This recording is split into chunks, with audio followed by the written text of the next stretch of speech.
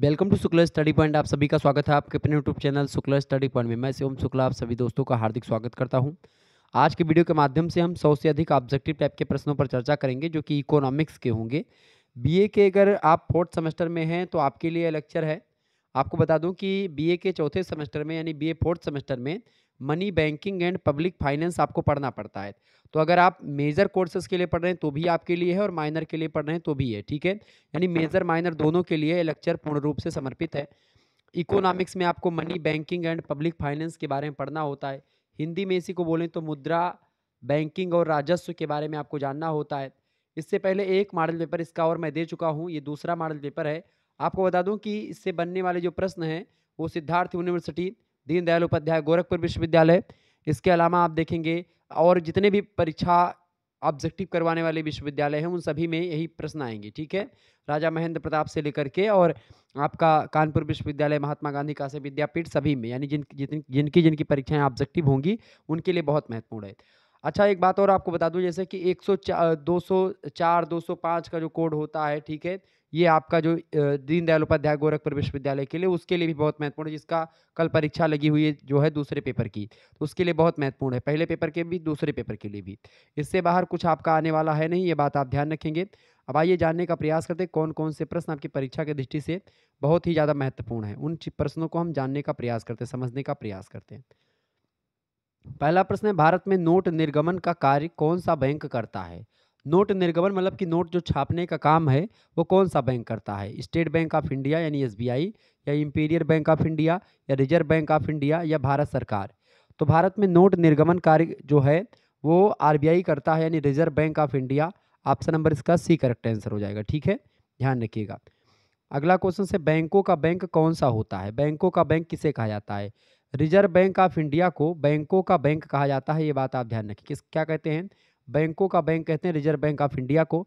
यह प्रश्न आपकी परीक्षा में पूछा सकता है तो याद कर लेंगे इस प्रश्न को। आगे देखेंगे, अगला प्रश्न आपसे बन सकता है, मौद्रिक नीति का आशय एक निश्चित उद्देश्य की पूर्ति के लिए चलन का विस्तार और संकुचन करने की व्यवस्था से है। यह परिभाषा किस अर्थशास्त्री ने दी थी मौद्रिक नीति की। मौद्रिक नीति की परिभाषा को देते हुए किस विद्वान ने कहा कि मौद्रिक नीति का मतलब एक निश्चित उद्देश्य की पूर्ति के लिए चलन का विस्तार और संकुचन करने की व्यवस्था से होता है। ये परिभाषा दी है प्रोफेसर कैंट ने। ऑप्शन नंबर इसका बी करेक्ट आंसर होगा। परीक्षा में प्रश्न पूछा गया था पिछली बार, अब की बार भी आएगा। अगला क्वेश्चन से आप देखेंगे, देश की आर्थिक नीति में प्रमुख सहायक कौन सी नीति है, बताएं, मौद्रिक नीति या राजकोषीय नीति। देश की आर्थिक नीति में प्रमुख रूप से जो सहायक नीति हैं वो मौद्रिक नीति और राजकोषीय, दोनों नीतियां ये आर्थिक नीति में सहायक हैं देश की, ठीक है। ऑप्शन नंबर इसका आ लगा देंगे, सा लगा देंगे, आ और बा दोनों का समन्वय, ठीक है, सी ऑप्शन राइट आंसर होगा। अगला प्रश्न, मौद्रिक नीति का प्रमुख उद्देश्य है। मौद्रिक नीति का प्रमुख उद्देश्य क्या है, विनिमय दरों में स्थिरता, बिल्कुल ठीक बात है, विनिमय दरों में स्थिरता ये मौद्रिक नीति का पहला उद्देश्य है। मुद्रा की तटस्थता ये भी मौद्रिक नीति का उद्देश्य है। और कीमत स्थिरता, ये तीनों मौद्रिक नीति का, मॉनेटरी पॉलिसी का एक प्रकार से ये जो है उद्देश्य है। ऑप्शन नंबर डी लगा देंगे, उपरोक्त तो सभी उद्देश्य मौद्रिक नीति के हैं। अगला क्वेश्चन से आप देखेंगे, निम्न में से कौन सा मौद्रिक नीति का अंग नहीं है। बैंक दर, प्रमुख उधारी दर, उत्पाद शुल्क दर, या नकदी प्ररक्षित अनुपात, बताएं। इनमें से आपसे प्रश्न कह रहा है कि मौद्रिक नीति का अंग कौन सा नहीं है। देखिए, बैंक दर, प्रमुख उधारी दर और नकदी प्रारक्षित अनुपात ये तीनों मौद्रिक नीति के अंग में शामिल हैं, जबकि उत्पाद शुल्क दर जो है ये मौद्रिक नीति का अंग नहीं है। ऑप्शन नंबर इसका सी करेक्ट आंसर होगा। आगे देखेंगे अगला प्रश्न, निम्न में से किसे चयनात्मक साख नियंत्रण कहा जाता है। नकदी प्रारक्षित अनुपात में परिवर्तन को, या बैंक दर में परिवर्तन को, या साख का कोटा निर्धारित कर देना, या अनाज क्रय हेतु उधारी सीमा निर्धारित कर देना। चयनात्मक साख नियंत्रण किसे कहा जाता है, बताएं। चयनात्मक साख नियंत्रण कहा जाता है अनाज क्रय के हेतु उधारी सीमा का निर्धारित कर देना। ऑप्शन नंबर इसका द करेक्ट आंसर होगा, ठीक है। आगे बढ़ते हैं। अगला क्वेश्चन से, मौद्रिक नीति बनाई जाती है किसके द्वारा, भारतीय रिजर्व बैंक के द्वारा, योजना आयोग के द्वारा, वित्त मंत्रालय के द्वारा, या वित्त आयोग के द्वारा। तो जो मौद्रिक नीति बनाई जाती है, मॉनेटरी पॉलिसी, वो बनाई जाती है भारतीय रिजर्व बैंक के द्वारा, आरबीआई ऑफ मतलब RBI reserve bank of India के द्वारा। ये ऑप्शन करेक्ट आंसर होगा। अगला प्रश्न, निम्न में से कौन सा बैंक भारतीय रिजर्व बैंक के नियंत्रण में कार्य नहीं करता है? बताएं। भारतीय स्टेट बैंक। भारतीय स्टेट बैंक जो है ये भारतीय रिजर्व बैंक के अंतर्गत काम करता है। ग्लोबल ट्रस्ट बैंक भी करता है। यूटीआई बैंक भी करता है। भूमि विकास बैंक जो है ये भारतीय रिजर्व बैंक के अंतर्गत काम नहीं करता, तो इसका बी ऑप्शन करेक्ट आंसर होगा। आगे देखेंगे, निम्न में से कौन सा मौद्रिक नीति का अंग है? बताएं। सॉरी, निम्न में से कौन सा मौद्रिक नीति का अंग है? बैंक दर, करारोपण, सार्वजनिक ऋण या घाटे की वित्त व्यवस्था? बताएं। निम्न में से कौन सा मौद्रिक नीति का अंग है? तो बैंक दर जो है ये मौद्रिक नीति का अंग है। ऑप्शन नंबर इसका आ करेक्ट आंसर होगा। आगे देखेंगे, अगला क्वेश्चन आपकी स्क्रीन पर आ चुका, फटाफट से आप लोग देखने का प्रयास करेंगे। बहुत ही महत्वपूर्ण प्रश्न आपकी स्क्रीन पर आ चुका है। बताएं। प्रश्न आपसे पूछा जा रहा है, निम्न में से कौन सा अप्रत्यक्ष कर नहीं है? बताएं। निम्न में से कौन सा अप्रत्यक्ष कर नहीं है? फटाफट से आप लोग बताने का प्रयास करेंगे। निम्न में से कौन सा अप्रत्यक्ष कर नहीं है? देखिए, जो निगम कर होता है वो अप्रत्यक्ष कर नहीं होता है, वो प्रत्यक्ष कर होता है। बाकी सीमा शुल्क, केंद्रीय उत्पाद शुल्क, व्यापार और सेवा से शुल्क जो होता है कर, ये सब अप्रत्यक्ष कर के अंतर्गत आते हैं। निगम कर ये प्रत्यक्ष कर के अंतर्गत आता है, अप्रत्यक्ष के नहीं। तो बी ऑप्शन इसका करेक्ट आंसर होगा। अगला क्वेश्चन आप देखेंगे, भारत में राज्य सरकार के आगम का सबसे महत्वपूर्ण स्रोत है? राज्य उत्पाद शुल्क, व्यापार एवं सेवा कर या भू राजस्व या कृषि आयकर? बताएं। भारत में राज्य सरकार के आगम का, आगम मतलब की आय का जो स्रोत है, सबसे महत्वपूर्ण स्रोत कौन सा है? तो व्यापार और सेवा कर के द्वारा सबसे बढ़िया पैसा है, सबसे बढ़िया शुल्क राज्य सरकार कमाती है भारत में। ऑप्शन नंबर इसका बा करेक्ट आंसर होगा। बहुत ही बढ़िया प्रश्न है। अगला क्वेश्चन, वर्तमान समय में आय कर यानी कि जो गैर कर है, आकर जिसको गैर कर कहते हैं, साधनों का महत्व घट रहा है, बढ़ रहा है या स्थिर है या फिर इनमें से कोई नहीं? तो वर्तमान में आकर यानी गैर कर का जो मतलब गैर कर साधनों का जो महत्व है वो बढ़ रहा है दिन प्रतिदिन। ऑप्शन नंबर इसका बा करेक्ट आंसर होगा। नेक्स्ट क्वेश्चन आपकी स्क्रीन पर आ चुका है, कौन सा कर केंद्र सरकार वसूल करती है? बताएं। आयकर, धन कर या उपहार कर या फिर ये सभी कर? तो केंद्र सरकार जो है इन सभी कर, धन कर, आय कर, उपहार कर, सारे प्रकार के करों को केंद्र सरकार वसूल करती है। ऑप्शन नंबर इसका डी राइट आंसर हो जाएगा, उपरोक्त तो सभी। अगला क्वेश्चन है, क्रय विक्रय की वस्तुओं पर कर लगाने का अधिकार है किसको? स्थानीय सरकार को, राज्य सरकार को या केंद्र सरकार को? तो क्रय विक्रय की वस्तुओं पर कर लगाने का जो अधिकार है वो केंद्र सरकार के पास है। ऑप्शन नंबर इसका सी करेक्ट आंसर होगा। बहुत ही महत्वपूर्ण प्रश्न, परीक्षा में पिछली बार पूछा गया था। देखिए, आयकर मतलब भारत में आयकर की शुरुआत कब हुई? भारत में आयकर की शुरुआत हुई है 24 जुलाई 1860 ईस्वी से। ऑप्शन नंबर इसका डी करेक्ट आंसर हो जाएगा। बहुत ही महत्वपूर्ण प्रश्न परीक्षा की दृष्टि से। आगे देखेंगे अगला क्वेश्चन, वर्तमान में भारत में व्यक्तिगत आयकर की अधिकतम दर कितनी है? वर्तमान में भारत में व्यक्तिगत आयकर की जो अधिकतम दर है वो लगभग और लगभग 30% है, यानी 30% के आसपास है। ऑप्शन नंबर इसका ए करेक्ट आंसर होगा। इंपॉर्टेंट प्रश्न है, ध्यान रखिएगा इन सभी प्रश्नों को। आगे देखेंगे, संघीय वित्त व्यवस्था का संबंध किस सरकार से है? संघीय वित्त व्यवस्था का संबंध केंद्र सरकार से है। ऑप्शन नंबर इसका सा करेक्ट आंसर हो जाएगा। ठीक है, आगे देखेंगे, अगला क्वेश्चन आपकी स्क्रीन पर आ चुका, भारत में राज्यों को संघीय वित्तीय सहायता दी जाती है। तो भारत में राज्यों को संघीय जो एक प्रकार से भारत में राज्यों को संघीय वित्तीय सहायता दी जाती है जनसंख्या, कर उगाहने के प्रयास तथा राज्य की विशिष्ट समस्याओं के आधार पर।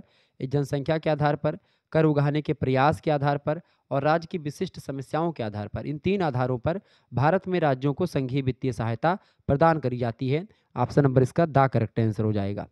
आगे देखेंगे, अगला क्वेश्चन बहुत ही ज़्यादा महत्वपूर्ण है, मोस्ट इंपोर्टेंट क्वेश्चन।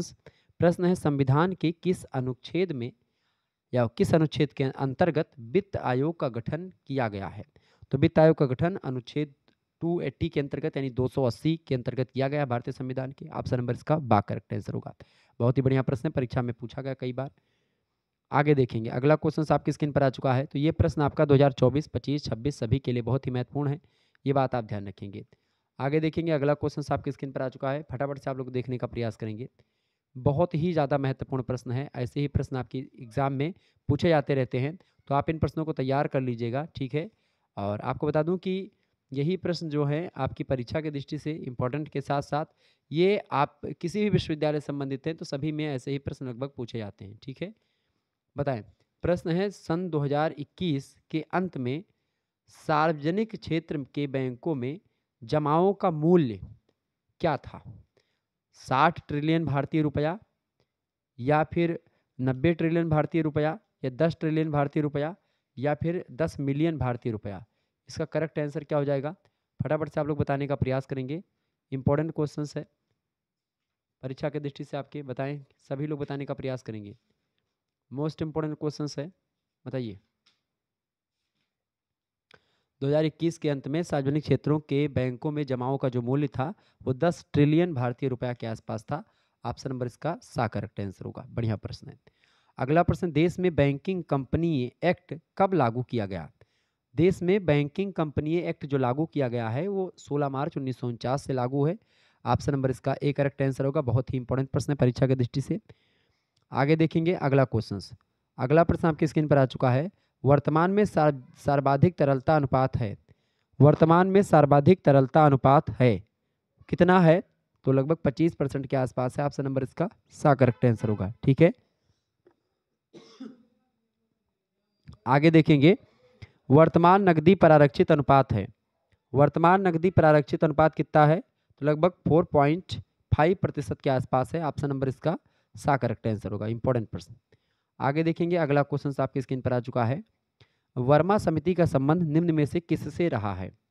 वर्मा समिति का संबंध जो है किससे रहा है? तो वर्मा समिति का संबंध जो है वो किससे रहा है? BRS से रहा है। ऑप्शन नंबर इसका दा करेक्ट आंसर होगा। आगे देखेंगे अगला प्रश्न आपसे बन सकता है। भारत का सबसे बड़ा व्यावसायिक बैंक कौन सा है? भारत का सबसे बड़ा जो व्यावसायिक बैंक है वो कौन सा है भैया? भारत का सबसे बड़ा व्यावसायिक बैंक जो है वो है state bank of India. Option number इसका सा करेक्ट आंसर हो जाएगा। State bank of India Bharat का सबसे बड़ा व्यावसायिक बैंक है। ठीक है, ये बात ध्यान रखेंगे। लगभग 23% का हिस्सा बाजार जो है हिस्सेदारी में इसी का है, स्टेट बैंक ऑफ इंडिया का। SBI। अगला क्वेश्चन है, कौन सा कथन सत्य है इनमें से? देखिए, इनमें से कथन की अगर बात किया है, देखिए मांग जमाओं में चालू खाते तथा बचत खाते दोनों सम्मिलित किए जाते हैं, गलत है। मांग जमाओं में केवल चालू खाते सम्मिलित किए जाते हैं, मांग जमाओं में केवल बचत खाते सम्मिलित किए जाते हैं। तो उपरोक्त तो सभी कथन असत्य हैं। ठीक है, ऑप्शन नंबर इसका डी करेक्ट आंसर होगा। आगे देखेंगे अगला क्वेश्चन है, किस चेक का भुगतान बैंक की खिड़की से प्राप्त नहीं किया जा सकता है? तो क्रॉस चेक का आप जो है क्रॉस चेक का भुगतान बैंक की खिड़की से आप प्राप्त नहीं कर पाएंगे। ऑप्शन नंबर इसका सा करेक्ट आंसर होगा। अगला क्वेश्चन है, सन 2021 के अंत में सार्वजनिक क्षेत्र के बैंकों में जमाओं का मूल्य क्या था? तो लगभग 10 ट्रिलियन भारतीय रुपया के आसपास था। ऑप्शन नंबर इसका सी करेक्ट आंसर होगा। अगला प्रश्न, देश में बैंकिंग कंपनी एक्ट कब लागू हुआ? तो ये लागू हुआ 16 मार्च 1949। तो ये रिपीटेड क्वेश्चन से 2 बार आ चुका है। चले आगे देखते हैं अगला क्वेश्चन आपकी स्क्रीन पर आ चुका। फटाफट से आप लोग देखने का प्रयास करेंगे। वीडियो को लाइक और चैनल को सब्सक्राइब जरूर कर दीजिएगा। चले, प्रश्न है, किसके अनुसार केंद्रीय बैंक वह है जो देश में साख मुद्रा पर नियंत्रण रखता है? केंद्रीय बैंक की परिभाषा को देते हुए किस अर्थशास्त्री ने कहा कि केंद्रीय बैंक वह है जो देश में साख मुद्रा पर नियंत्रण रखता है? ये प्रोफेसर शाह ने कहा था। ऑप्शन नंबर इसका बा करेक्ट आंसर होगा। आगे देखेंगे अगला प्रश्न, किसके अनुसार केंद्रीय बैंक बैंकों का बैंक है क्योंकि यह अन्य बैंकों के लिए अंतिम ऋणदाता का कार्य करता है, उधार दे का काम करता है। ये प्रोफेसर हार्टे महोदय ने कहा था। हार्ट्रे महोदय, हार्ट्रे ये ब्रिटिश अर्थशास्त्री हैं, ये बात ध्यान रखेंगे। इन्होंने कहा था कि केंद्रीय बैंक बैंकों का बैंक होता है क्योंकि यह अन्य बैंकों के लिए अंतिम ऋणदाता का कार्य करता है। आगे देखेंगे, केंद्रीय बैंक सरकार का है, क्या है? एजेंट है, सलाहकार है या बैंकर है?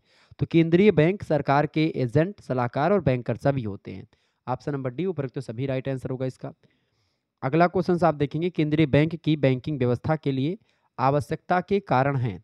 केंद्रीय बैंक की बैंकिंग व्यवस्था के लिए आवश्यकता के कारण हैं साख नियंत्रण, नोट निर्गमन, बैंकों की आर्थिक सहायता, ये सभी। ऑप्शन नंबर डी लगा देंगे, उपरोक्त तो सभी राइट आंसर होगा इसका। ठीक है, अगला प्रश्न, केंद्रीय बैंक संशोधन गृह का कार्य करता है। केंद्रीय बैंक समाशोधन गृह का कार्य करता है, बिल्कुल करता है, सत्य है कथन। ठीक है, आगे देखेंगे अगला प्रश्न, बैंक दर वह है जिस पर केंद्रीय बैंक व्यापारिक बैंकों के द्वारा प्रस्तुत प्रथम श्रेणी के बिलों की कटौती करते हैं। बिल्कुल, ऑप्शन नंबर इसका बा करेक्ट आंसर होगा। आगे देखेंगे, बैंक दर में परिवर्तन क्यों किए जाते हैं? बैंक दर में परिवर्तन जो है सवर्ण मतलब कि स्वर्ण कोषों की रक्षा के लिए करे जाते हैं, विनिमय दर को ठीक करने के लिए करे जाते हैं, मुद्रा के मूल्य में अस्थायित्व लाने के लिए भी बैंक दर में परिवर्तन किया जाता है। यानी कि इन सभी कारणों से बैंक दर में परिवर्तन किए जाते हैं। ऑप्शन नंबर डी लगा देंगे, उपरोक्त तो सभी कारणों से किए जाते हैं। अगला क्वेश्चन से उपभोक्ता साख का निर्गमन क्यों किया जाता है? उपभोक्ता साख का निर्गमन जो किया जाता है वो मंदी को दूर करने के लिए किया जाता है। किसको? मंदी को दूर करने के लिए। ऑप्शन नंबर इसका बा करेक्ट आंसर होगा। आगे देखेंगे, अगला क्वेश्चन आपकी स्क्रीन पर आ चुका, फटाफट से देखने का प्रयास करेंगे। इंपॉर्टेंट प्रश्न है परीक्षा की दृष्टि से। बताएं, लोक वित्त के अंतर्गत किस सरकार की आय एवं व्यय का अध्ययन किया जाता है? बहुत ही बढ़िया प्रश्न है। बताएं, इंपॉर्टेंट क्वेश्चन है। बताएं, लोक वित्त के अंतर्गत किस सरकार की आय और व्यय का अध्ययन किया जाता है? तो केंद्र सरकार, राज्य सरकार और स्थानीय तीनों सरकार का अध्ययन किया जाता है लोक वित्त के अंतर्गत। ऑप्शन नंबर इसका डी करेक्ट आंसर होगा, उपरोक्त तो सभी। अगला क्वेश्चन है, वित्त व्यवस्था के संबंध में निजी दृष्टिकोण सलाह सरकार के दृष्टिकोण की अपेक्षा। वित्त व्यवस्था के संबंध में जो प्राइवेट पॉइंट ऑफ व्यू होता है वो सरकारी जो पॉइंट ऑफ व्यू होता है, सरकार का जो दृष्टिकोण होता है उसकी अपेक्षा क्या होता है? अधिक संकुचित और अल्पकालीन होता है। ठीक है, ऑप्शन नंबर इसका ए करेक्ट आंसर हो जाएगा। बहुत ही इंपॉर्टेंट प्रश्न परीक्षा में पूछा गया है। अगला क्वेश्चन है, व्यक्तियों की तुलना में सरकार की आय के साधन। व्यक्तियों की तुलना में सरकार की आय के साधन जो होते हैं वो अधिक लोचदार होते हैं। कैसे होते हैं? अधिक लोचदार होते हैं। यही प्रश्न आपसे पूछेगा तो ऑप्शन नंबर ए लगा देंगे उसमें। राजस्व शब्द किस भाषा से लिया गया है? हिंदी, संस्कृत या फारसी? तो राजस्व शब्द की अगर बात की तो ये संस्कृत शब्द से लिया गया है। ऑप्शन नंबर इसका बा करेक्ट आंसर होगा। अगला प्रश्न है, मसग्रेव के अनुसार राजस्व सिद्धांतों को कितने भागों में विभाजित किया गया है? मसग्रेव के अनुसार राजस्व सिद्धांतों को 2 भागों में विभाजित किया गया है। ऑप्शन नंबर इसका ए करेक्ट आंसर हो जाएगा। अगला प्रश्न है, सभी गैर निजी वित्त नहीं होते। सभी गैर निजी वित्त नहीं होते हैं राजस्व। ठीक है, राजस्व जो है सभी गैर निजी वित्त नहीं होते। ऑप्शन नंबर इसका आ करेक्ट आंसर होगा। आगे देखिएगा, अगला प्रश्न है, प्राचीन काल में राजस्व को समझा जाता था। प्राचीन काल में राजस्व को समझा जाता था कैसा? नीरस, सीमित और असंगत। प्राचीन काल में राजस्व ने टैक्स को ऐसे समझाता था। ऑप्शन नंबर डी उपरोक्त सभी। अगला क्वेश्चन आपसे बन सकता है एग्जाम में। प्रश्न है, राजस्व व्यवहारिक राजनीति शास्त्र के अधिक निकट है, यह कथन किसका है? राजस्व व्यवहारिक राजनीति शास्त्र के अधिक निकट है, यह कथन प्रोफेसर डाल्टन का था। ऑप्शन नंबर इसका ए करेक्ट आंसर होगा। बहुत ही बढ़िया प्रश्न है परीक्षा की दृष्टि से। आगे देखेंगे, सार्वजनिक वित्त यानी कि जो सार्वजनिक वित्त होता है, पब्लिक फाइनेंस होता है, उसमें आय के स्रोतों में सम्मिलित होते सार्वजनिक वित्त में आय के स्रोतों में सम्मिलित होते हैं ऋण लेना, नोट छापना और पुराने करों में वृद्धि करना। इस सार्वजनिक वित्त में आय के स्रोतों में ये सभी चीज सम्मिलित होती हैं। डी ऑप्शन करेक्ट आंसर हो जाएगा, उपरोक्त सभी। आगे देखेंगे, राजस्व की नीतियों की जांच के लिए 2 जांचपरक कसौटियां किसने प्रस्तुत की? बताएं, राजस्व की नीतियों की जांच के लिए 2 जांचपरक कसौटियां किसने प्रस्तुत करी भैया? तो श्रीमती उर्सला हिक्स महोदया ने इन्होंने एक प्रकार से राजस्व की नीतियों की जांच के लिए 2 जांचपरक कसौटियां प्रस्तुत की थी। ऑप्शन नंबर इसका दा करेक्ट आंसर होगा। आगे देखेंगे, अगला क्वेश्चन आपकी स्क्रीन पर आ चुका, बहुत ही जबरदस्त प्रश्न है परीक्षा की दृष्टि से। फटाफट से आप लोग देखने का प्रयास करेंगे। प्रश्न है, भारत में किस वर्ष से रेल बजट का मुख्य बजट में विलय कर दिया गया? बहुत ही बढ़िया प्रश्न है। भारत में जो रेल बजट था पहले और जो मुख्य बजट था, दोनों अलग अलग एक प्रकार से पास किए जाते थे। लेकिन एक प्रकार से ये बताएं, अब वही आपसे पूछा जा रहा है कि किस वर्ष रेल बजट और मुख्य बजट को एक साथ प्रस्तुत किया जाने लगा? बताएंगे, फटाफट से आप लोग बताने का प्रयास करेंगे। इंपॉर्टेंट प्रश्न है परीक्षा की दृष्टि से, प्रश्न पूछा जा सकता है। बताएं, चले सभी लोग बताएंगे। 2014, 2015, 2016 या 2017? तो इसका करेक्ट आंसर क्या हो जाएगा? बिल्कुल 2017 से रेल बजट का मुख्य बजट में विलय कर दिया गया। ऑप्शन नंबर इसका दा करेक्ट आंसर हो जाएगा। ठीक है, ये बात ध्यान। वैसे इसका फैसला 2016 में ही कर दिया गया था, लेकिन 1 फरवरी 2017 को इसको पेश किया गया था। तो ऑप्शन नंबर इसका दा करेक्ट आंसर हो जाएगा। ठीक है, आगे देखेंगे, अगला क्वेश्चन है, वित्त आयोग की नियुक्ति कौन करता है? वित्त आयोग की नियुक्ति जो है वो राष्ट्रपति करते हैं। कौन करते हैं? वित्त आयोग के एक प्रकार से जो आयोग मतलब वित्त आयोग की नियुक्ति कौन करता है? राष्ट्रपति करते हैं भारत के। अनुच्छेद 280 के तहत वित्त आयोग की नियुक्ति राष्ट्रपति करेगा, ऐसा वर्णन किया गया है। प्रत्येक 5 वर्ष एक प्रकार से कार्यकाल होता है। 4 जो है इसके अन्य सदस्य होते हैं और एक मुख्य सदस्य होते हैं। वित्त आयोग में कुल मिलाकर के 5 सदस्य होते हैं। एक मुख्य चुनाव मतलब कि एक मुख्य होते हैं, उसमें प्रधान होते हैं और 4 अन्य होते हैं। ठीक है, ये बात ध्यान रखें वित्त आयोग में। अगला प्रश्न, 11वें वित्त आयोग के अध्यक्ष थे।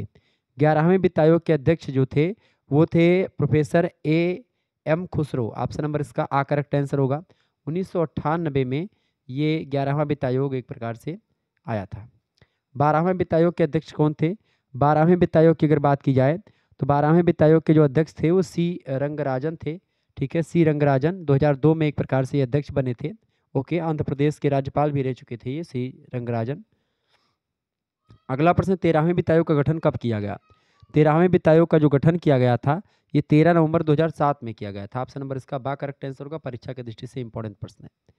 अगला क्वेश्चन से 13वें वित्त आयोग के अध्यक्ष कौन थे?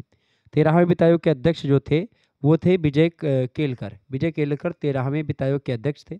अगर पूछा जाए सचिव कौन थे उस समय 13वें वित्त आयोग के, जो कि बड़े चर्चित व्यक्ति रहे, वो 13वें वित्त आयोग के जो सचिव रहे उनका नाम था सुमित बोस। ठीक है, ध्यान रखिएगा। 14वें वित्त आयोग का गठन किया गया। 14वें वित्त आयोग का जो गठन किया गया वो 2 जनवरी 2013 में किया गया था। कब किया गया था? 2 जनवरी 2013 में 14वें वित्त आयोग का गठन किया गया। 14वें वित्त आयोग की सिफारिशें किस अवधि के मतलब में लागू की गई थी? 2015 से 2020 में। ऑप्शन नंबर इसका द करेक्ट आंसर होगा। 14वें वित्त आयोग के अध्यक्ष कौन थे? 14वें वित्त आयोग के अध्यक्ष थे Y V Reddy. Option number इसका द करेक्ट आंसर हो जाएगा। आप अगर देखेंगे पुराने नोटों को तो उस पर आप देखेंगे वाई वी रेड्डी का आप देखेंगे उसमें सिग्नेचर हुआ होगा। ठीक है, तो ही वित्त आयोग के जो अध्यक्ष होते हैं वही सिग्नेचर उस पर करते रहते हैं। अगला क्वेश्चन आप देखेंगे 15वें वित्त आयोग का गठन कब किया गया? 15वें वित्त आयोग का जो गठन किया गया था वो 27 नवंबर 2017 में किया गया था। Option number B correct answer हो जाएगा। और श्री एन.के. सिंह 15वें वित्त आयोग के अध्यक्ष एक प्रकार से नियुक्त किए गए। अगला क्वेश्चन से 15वें वित्त आयोग की सिफारिशें किस अवधि के लिए लागू होंगी? तो 15वें वित्त आयोग की जो सिफारिशें हैं वो एक प्रकार से 2020 से 2025 के लिए लागू होंगी। ऑप्शन नंबर इसका सा करेक्ट आंसर होगा। अगला क्वेश्चन से वित्त आयोग का कार्यकाल होता है। वित्त आयोग का कार्यकाल होता है कितने साल? 5 साल का। ठीक है, ये बात आप ध्यान रखेंगे। ओके, अच्छा 16वें वित्त आयोग की अगर बात की जाए तो 31 दिसंबर 2023 को एक प्रकार 16वें वित्त आयोग का बने 16वें वित्त आयोग के अध्यक्ष श्री अरविंद पनगड़िया।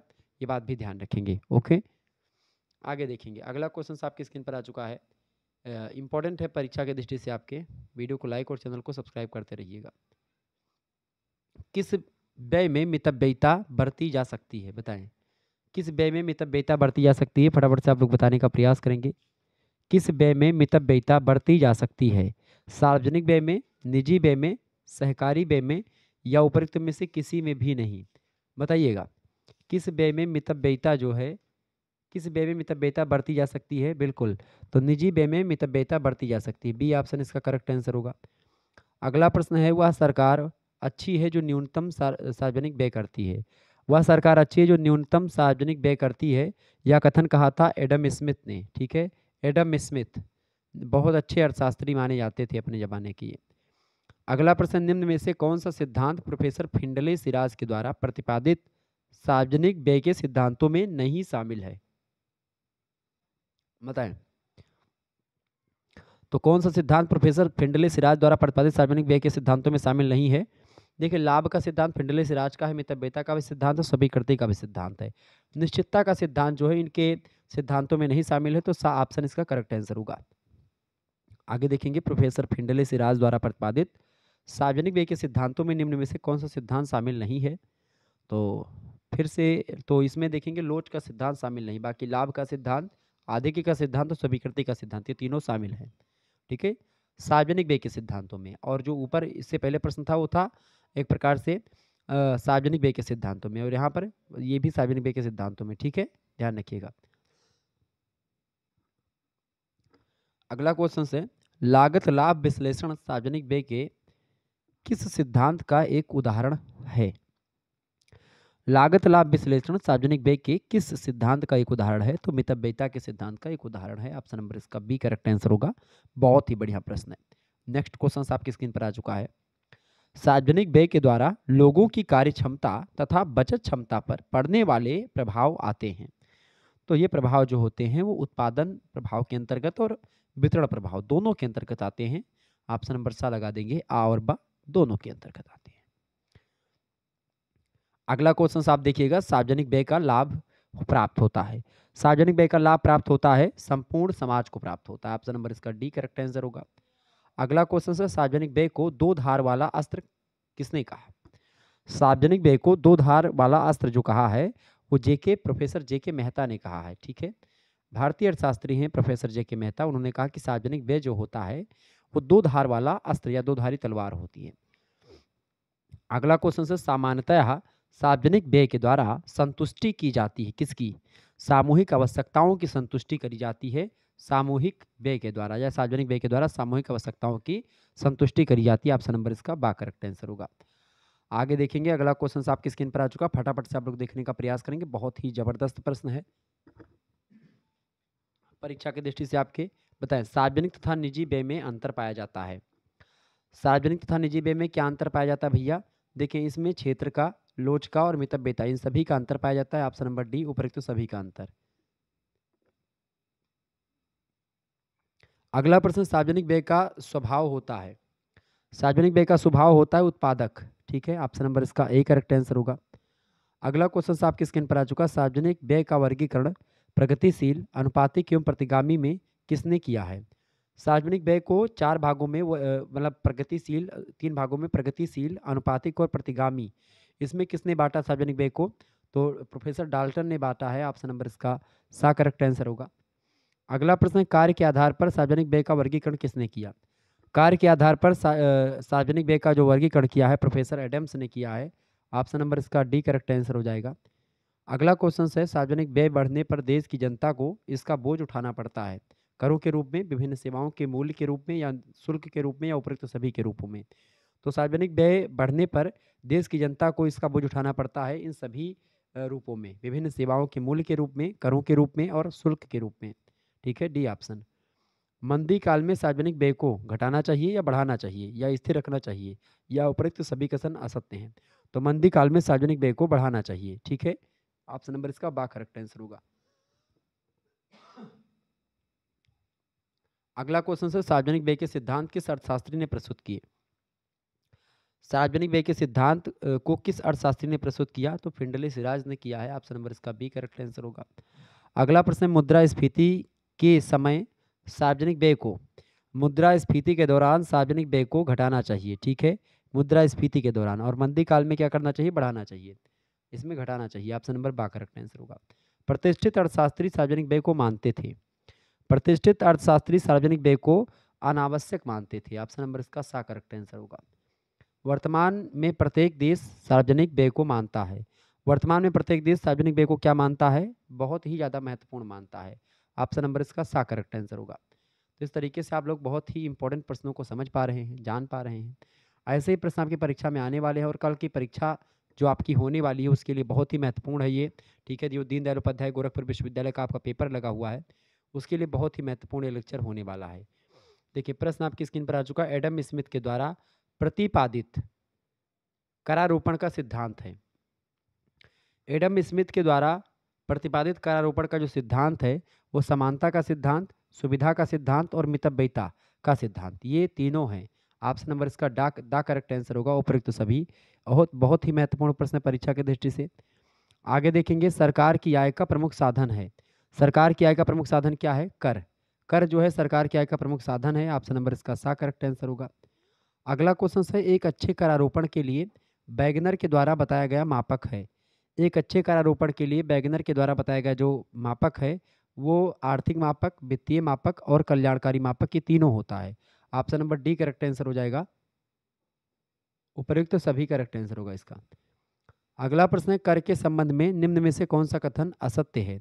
तो कर के संबंध में कौन सा कथन बिल्कुल असत्य है? देखिए, लाभ प्राप्त होना कर अदायगी की एक अनिवार्य शर्त है, ये असत्य कथन है। बाकी कर एक अनिवार्य अंशदान है, बिल्कुल है। कर का सेवा लागत से कोई संबंध भी नहीं होता है। कर एक कानूनी वसूली भी होती है, यानी कि ये तीनों बिल्कुल सत्य हैं। और ये आपका बी वाला ऑप्शन जो दिया है ये गलत है, यानी यही कथन आपसे पूछा गया था, तो यही ऑप्शन नंबर इसका हो जाएगा। ठीक है, बी। अगला क्वेश्चन आप देखेंगे, सामान्यतः करारोपण से व्यक्ति की कार्य करने एवं बचत करने की जो योग्यता होती है उस पर क्या अच्छा प्रभाव पड़ता है या बुरा प्रभाव पड़ता है या कोई प्रभाव ही नहीं पड़ता।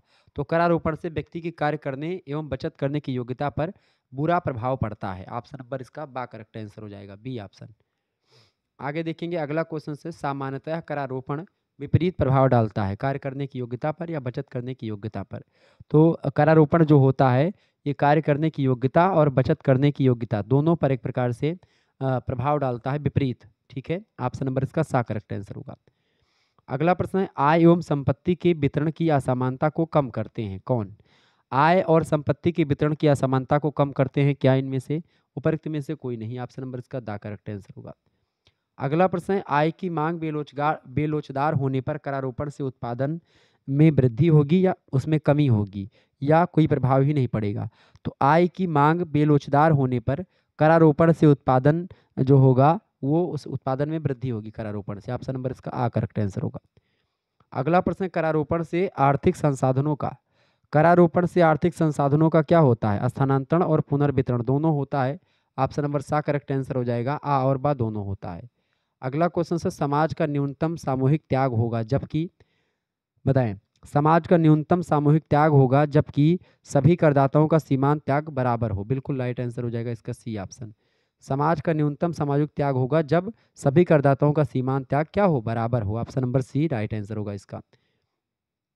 आगे देखेंगे अगला क्वेश्चन आपकी स्क्रीन पर आ चुका है। प्रश्न बहुत ही महत्वपूर्ण है। प्रश्न है, प्रत्यक्ष कर एवं परोक्ष कर एक दूसरे के पूरक हैं, यह विचार किसने दिया। तो प्रत्यक्ष कर एवं परोक्ष कर एक दूसरे के पूरक हैं, ये कथन प्रोफेसर डाल्टन ने दिया था। ऑप्शन नंबर इसका दा करेक्ट आंसर हो जाएगा। बहुत ही महत्वपूर्ण प्रश्न। अगला प्रश्न है, जिस कर पर का भार अलग अलग व्यक्तियों पर अलग अलग चलता मतलब कि चलता है उसे कहते हैं, जिस कर का भार अलग अलग व्यक्तियों पर अलग अलग चलता है उसको हम कहते हैं अप्रत्यक्ष कर। ऑप्शन नंबर इसका बा करेक्ट आंसर होगा। अगला प्रश्न, निम्नलिखित में से कौन कर की एक विशेषता नहीं है। तो कर की एक विशेषता नहीं है ऐच्छिक असूली। ऐच्छिक असूली चूंकि अपनी मर्जी से कोई एक प्रकार से ये नहीं देता है। वैधानिक सत्ता के द्वारा निर्धारण होता है, सामूहिक हित में उपयोग और करदाता के द्वारा त्याग होता है। ये बिल्कुल ठीक है, ये सब विशेषता है, लेकिन ऐच्छिक असूली विशेषता नहीं है। भारत में निम्न में से किन करों से सर्वाधिक आय प्राप्त होती है, बताएं। भारत में निम्न में से किन करों से सर्वाधिक आय प्राप्त होती है।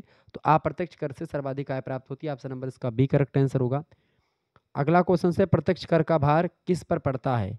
प्रत्यक्ष कर का भार किस पर पड़ता है भैया। प्रत्यक्ष कर का जो भार होता है वो किस पर पड़ता है, उत्पादक पर या करदाता पर या विक्रेता पर या निर्माता पर। तो प्रत्यक्ष कर जो होता है डायरेक्ट एक प्रकार से किस पर पड़ता है भैया, फटाफट से आप बताने का प्रयास करेंगे। प्रत्यक्ष कर जो होता है वो डायरेक्ट उत्पादक पर पड़ता है, ठीक है, या करदाता पर या विक्रेता पर। प्रत्यक्ष मतलब डायरेक्ट, तो एक प्रकार से कर देने वाले पर जो करदाता होता है उस पर प्रत्यक्ष कर पड़ता है, ठीक है। निर्माता पर नहीं पड़ता, करदाता पर जो कर देने वाला है उस पर, ठीक है। निर्माता पर भी पड़ता डायरेक्ट कर, ठीक है, निर्माता पर भी पड़ सकता है, ठीक है। निर्माता पर डायरेक्ट आंसर इसका हो जाएगा सी ऑप्शन, ठीक है। अगला क्वेश्चन है, निम्न में से कौन सा कर एक ही दर से वसूल किया जाता है, बताएं। कौन सा कर एक ही दर से वसूल किया जाता है, अनुपातिक कर एक ही दर से वसूल किया जाता है। बी ऑप्शन इसका करेक्ट आंसर होगा। अगला प्रश्न, निम्न में से कौन प्रत्यक्ष करों का गुण है। प्रत्यक्ष करों का गुण जो है मितव्ययिता, स्पष्टता और लोचपूर्णता, ये तीनों होते हैं। डी ऑप्शन उपरोक्त तो सभी राइट आंसर होगा इसका। अगला प्रश्न है, मंदी काल में कौन सा कर अधिक उत्पादक सिद्ध नहीं होता है, बताएं। मंदी काल में कौन सा कर अधिक उत्पादक सिद्ध नहीं होता है। तो अप्रत्यक्ष कर, ऑप्शन नंबर इसका बा करेक्ट आंसर होगा। अगला क्वेश्चन से, करारोपण से व्यक्तियों की कार्य करने की क्षमता पर कैसा प्रभाव पड़ता है। करारोपण से व्यक्तियों की कार्य करने की क्षमता पर कैसा प्रभाव पड़ता है। तो प्रतिकूल प्रभाव पड़ता है। ऑप्शन नंबर इसका बा करेक्ट आंसर हो जाएगा। अगला क्वेश्चन से, प्रत्यक्ष कर वह है जो जिसका प्रथम भार व अंतिम भार एक ही व्यक्ति पर पड़े, वही प्रत्यक्ष कर होता है। बी ऑप्शन इसका राइट आंसर हो जाएगा। बहुत ही बढ़िया प्रश्न है। आगे देखेंगे अगला प्रश्न आपकी स्क्रीन पर आ चुका, लोक वित्त का जनक कौन है, बताएं। फटाफट से आप लोग बताने का प्रयास करेंगे, बहुत ही महत्वपूर्ण प्रश्न है। बताएं, लोक वित्त का जनक कौन है भैया, डाल्टन या फिर मसग्रेव या एडम स्मिथ। तो लोक वित्त का जो जनक है वो कौन है भैया, वो है मसग्रेव, ठीक है। ऑप्शन नंबर इसका इसका बा करेक्ट आंसर हो जाएगा। इनकी एक पुस्तक है the theory of public finance, ठीक है, ध्यान रखिएगा, बड़ी फेमस पुस्तक है। तो आपसे पूछेगा the theory of public finance पुस्तक के लेखक कौन है, तो आप बताएंगे मुस्ग्रेव जो हैं, यही है, अमेरिका के अर्थशास्त्री हैं, ये बात भी ध्यान रखेंगे। अगला क्वेश्चन आप देखेंगे, निम्नलिखित में से कौन लोक वित्त की विषय वस्तु नहीं है। तो लोक वित्त की विषय वस्तु देखें, सार्वजनिक निवेश नहीं है, बाकी सार्वजनिक आय, सार्वजनिक व्यय और सार्वजनिक ऋण ये लोक वित्त की विषय वस्तु हैं। अगला प्रश्न है, राजस्व लोक सत्ताओं की आय तथा व्यय का अध्ययन करता है और यह बताता है कि इन दोनों में किस प्रकार समायोजन किया जाता है। यह कथन किसका है, यह कथन प्रोफेसर डाल्टन का है। क्या कि राजस्व जो होता है वो लोक सत्ताओं की आय और व्यय का अध्ययन करता है और यह बताता है कि इन दोनों में किस प्रकार समायोजन इन दोनों में होता है, ठीक है। आगे देखेंगे, प्रोफेसर प्लेहन ने राजस्व को माना है, प्रोफेसर प्लेहन ने राजस्व को एक विज्ञान माना। ऑप्शन नंबर इसका आ करेक्ट आंसर होगा, बहुत ही महत्वपूर्ण प्रश्न है। अगला प्रश्न, अधिकतम सामाजिक लाभ को राजस्व की कटौती कौन से अर्थशास्त्रियों ने माना है, बताएं। अधिकतम सामाजिक लाभ को राजस्व की कसौटी कौन से अर्थशास्त्रियों ने माना भैया, तो आधुनिक अर्थशास्त्रियों ने माना है, इसका बी ऑप्शन राइट आंसर हो जाएगा। अगला प्रश्न है, अर्धविकसित अर्थव्यवस्था में राजस्व क्रियाओं का उद्देश्य है। अर्धविकसित अर्थव्यवस्था में राजस्व क्रियाओं का जो उद्देश्य है वो पूंजी का निर्माण करना, राष्ट्रीय आय में वृद्धि करना और बेरोजगारी को दूर करना, ये सभी उद्देश्य हैं अर्धविकसित अर्थव्यवस्था में राजस्व की क्रियाओं का। ऑप्शन नंबर डी उपयुक्त सभी। अगला प्रश्न है, राज्य की आर्थिक क्रियाओं में वृद्धि का कारण क्या है। राज्य की आर्थिक क्रियाओं में वृद्धि का कारण जो है वो जनसंख्या में वृद्धि, सामाजिक कल्याण में वृद्धि और जनता के हितों की रक्षा, बिल्कुल ये सभी हैं, ऑप्शन नंबर डी उपयुक्त सभी। निम्न में से किस अर्थशास्त्री ने राजस्व का मतलब राजस्व क्रियाओं का समर्थन किया। राजस्व क्रियाओं का समर्थन किसने किया है, एडम स्मिथ ने किया है, ऑप्शन नंबर इसका आ करेक्ट आंसर होगा। अगला क्वेश्चन है, सार्वजनिक वित्त से आप क्या समझते हैं। सार्वजनिक वित्त से आप क्या समझते हैं, देखिए सरकार की आय और व्यय को सार्वजनिक वित्त कहते हैं, ऑप्शन नंबर इसका दा करेक्ट आंसर होगा। अगला क्वेश्चन से, व्यक्ति कहता है कि मैं इतना व्यय कर सकता हूँ जबकि वित्त मंत्री कहता है कि मुझे इतनी धनराशि की व्यवस्था करना है, यह कथन किसका है। तो एक व्यक्ति कहता है कि मैं इतना व्यय कर सकता हूँ जबकि वित्त मंत्री क्या कहेगा इसी बात को कि मुझे इतनी धनराशि की व्यवस्था करनी है या करना है। इस कथन को कहा था वेस्टिबिल ने, ऑप्शन नंबर इसका ए करेक्ट आंसर हो जाएगा। ये सब प्रश्न परीक्षा की दृष्टि से बहुत महत्वपूर्ण है, ध्यान रखिएगा। 100 से अधिक ऑब्जेक्टिव प्रश्नों को आप लोग समझ रहे हैं, एक बार फटाफट से आप लोग वीडियो को लाइक और शेयर कर दीजिएगा। एक बात और, अगर आपको जैसे फिजिकल एजुकेशन एंड योगा आपका को करिकुलर सब्जेक्ट में आपको पढ़ना पड़ेगा, आप बीए में है, बीएससी में है, बीकॉम में है, बीएससी एजी, बीएससी होम साइंस में है, तो आपको को करिकुलर के रूप में एक सब्जेक्ट पढ़ना पड़ता है फिजिकल एजुकेशन एंड योगा, उसको पास करना अनिवार्य होता है क्योंकि वो अनिवार्य पेपर है, को करिकुलर पेपर है, ठीक है। तो इसके लिए मैंने एक चैनल बनाया है को करिकुलर मास्टर, तो इस चैनल को आप सब्सक्राइब कर लीजिएगा, ठीक है। को करिकुलर मास्टर यूट्यूब चैनल को आप सब्सक्राइब कर लीजिएगा। इस चैनल पर आपको को करिकुलर से रिलेटेड वीडियो बहुत सारी मिल जाएंगी, ठीक है। तो आप इस चैनल को सब्सक्राइब कर लीजिएगा। ये मेरा ही चैनल 2-3 दिन 4 दिन 10 दिन पहले मैंने बनाया है, तो आप इस चैनल को सब्सक्राइब करके आसानी से अपनी तैयारी कर सकते हैं। प्रश्न है, यदि राजकोषीय घाटे में, प्रश्न आपसे पूछा गया है, यदि राजकोषीय घाटे में से ब्याज के भुगतान को घटा दिया जाए तो शेष प्राप्त होगा क्या, प्राथमिक घाटा या राजस्व घाटा या मौद्रिक घाटा या बजट घाटा, फटाफट से आप बताएंगे। बढ़िया प्रश्न आपसे पूछ लिया गया है कि यदि राजकोषीय घाटे में से ब्याज के भुगतान को घटा दिया जाए तो शेष प्राप्त होगा क्या, तो प्राथमिक घाटा प्राप्त होगा। ऑप्शन नंबर इसका आ करेक्ट आंसर होगा, बहुत ही बढ़िया प्रश्न है। अगला प्रश्न, प्रतिष्ठित अर्थशास्त्री समर्थक हैं, प्रतिष्ठित अर्थशास्त्री समर्थक थे किसके, संतुलित बजट के, बिल्कुल ऑप्शन नंबर इसका आ करेक्ट आंसर होगा, संतुलित बजट के समर्थक थे प्रतिष्ठित अर्थशास्त्री। अगला प्रश्न है, आर्थिक विकास की दृष्टि से किस प्रकार का बजट उपयुक्त माना जाता है, बताएं। आर्थिक विकास की दृष्टि से जो है जो घाटे का बजट होता है उपयुक्त माना जाता है, बी ऑप्शन इसका राइट आंसर हो जाएगा। आगे देखेंगे, आर्थिक विकास की दृष्टि से अगला क्वेश्चन से, मुद्रास्फीति को नियंत्रित करने के लिए किस प्रकार का बजट उपयुक्त है। मुद्रास्फीति को नियंत्रित करने के लिए अतिरेक बजट का होना बहुत जरूरी है, बी ऑप्शन इसका करेक्ट आंसर होगा। पूंजीगत बजट में सम्मिलित होती है, पूंजीगत बजट में सम्मिलित होती है क्या, ऋणों से प्राप्त आय जो है ये पूंजीगत बजट में सम्मिलित होती है, ऑप्शन नंबर इसका सा करेक्ट आंसर होगा। अगला क्वेश्चन है, अवसाद की स्थिति में या अवसाद की स्थिति से निपटने के लिए किस प्रकार का बजट उपयुक्त रहता है। तो अवसाद की स्थिति से निपटने के लिए घाटे का बजट जो होता है उपयुक्त रहता है, बी ऑप्शन इसका राइट आंसर होगा। विकासशील देशों में राजकोषीय नीति का क्या उद्देश्य होता है। विकासशील देशों में राजकोषीय नीति का जो उद्देश्य होता है आर्थिक विकास कीमत स्थिरता और साधनों की गतिशीलता, ये तीनों उद्देश्य को ध्यान में रख करके राजकोषीय नीति विकासशील देशों में बनाई जाती है। डी ऑप्शन उपयुक्त सभी। अगला प्रश्न राजकोषीय नीति का घटक है। राजकोषीय नीति का घटक क्या है भैया? देखें, सार्वजनिक व्यय नीति, घाटे की वित्त नीति और करारोपण नीति राजकोषीय नीति के तीनों घटक माने जाते हैं। ऑप्शन नंबर डी उपयुक्त सभी। नेक्स्ट क्वेश्चन आपकी स्क्रीन पर आ चुका है। विकसित देशों में राजकोषीय नीति का उद्देश्य है। विकसित देशों में राजकोषीय नीति का क्या उद्देश्य है भैया? विनियोग के स्तर को ऊंचा रखना, उचित कर नीति का निर्माण करना, आय का न्यायोचित वितरण करना, ये तीनों एक प्रकार से राजकोषीय नीति का उद्देश्य होता है। कहाँ पर? विकसित देशों में। ऑप्शन नंबर इसका डी करेक्ट आंसर होगा, उपयुक्त सभी। आगे देखेंगे अगला क्वेश्चन और लास्ट क्वेश्चन इस वीडियो का। प्रश्न है, निम्न में से कौन सा राजकोषीय नीति का उद्देश्य नहीं है? बताएं। राजकोषीय नीति का उद्देश्य नहीं इनमें से क्या? विदेशी ऋण भार में कमी करना, ये राजकोषीय नीति का उद्देश्य नहीं होता। बाकी मुद्रास्फीति पर नियंत्रण करना, उच्च आर्थिक विकास करना, ये दोनों एक प्रकार से उद्देश्य होते हैं, जबकि विदेशी ऋण भार में कमी करना ये उद्देश्य नहीं होता राजकोषीय नीति का। तो इस तरीके से आप लोगों ने लगभग 100 से अधिक ऑब्जेक्टिव टाइप के प्रश्नों को समझ लिया, जो कि आपकी परीक्षा की दृष्टि से बहुत महत्वपूर्ण है। तो ये प्रश्न आप लोग तैयार कर लीजिएगा, यही प्रश्न आपकी परीक्षा में आने वाले हैं। ठीक है, ऐसे ही और भी वीडियोस को देखने के लिए हमारे चैनल को सब्सक्राइब करिए, शुक्ला स्टडी पॉइंट को, बीए करेकर को और को-करिकुलर मास्टर को। ठीक है, तो ये सब चैनल आपके ही हैं और आप जो है इन चैनल को सब्सक्राइब करके अच्छी से अच्छी तैयारी बीए से रिलेटेड कर सकते हैं। बीए के क्षेत्र में क्रांति शुक्ला स्टडी पॉइंट लेकर के आया है, उसी क्रांति को बरकरार करने के लिए बीए करेकर और को-करिकुलर मास्टर नाम के 2 चैनल और आपके जो है क्षेत्र में आ चुके हैं, जो कि आपके परीक्षा की तैयारी विधिवत तरीके से करवाने वाले हैं। तो इकोनॉमिक्स का यह लेक्चर आप 2 से 3 बार देख लीजिएगा। Money, banking and public finance से बनने वाले सारे प्रश्न आपको यहाँ पर मिल जाएंगे। ठीक है, इससे बाहर आपको कुछ आने वाला है नहीं, तो आप इस वीडियो को 2 से 3 बार देख करके तैयार कर लीजिएगा। ठीक है, धन्यवाद। मिलते हैं फिर नेक्स्ट वीडियो में, तब तक के लिए जय हिंद, जय भारत। आप सभी का बहुत बहुत धन्यवाद। हमारे से जुड़ने के लिए 2024-2025 सभी के लिए बहुत महत्वपूर्ण है लेक्चर। धन्यवाद।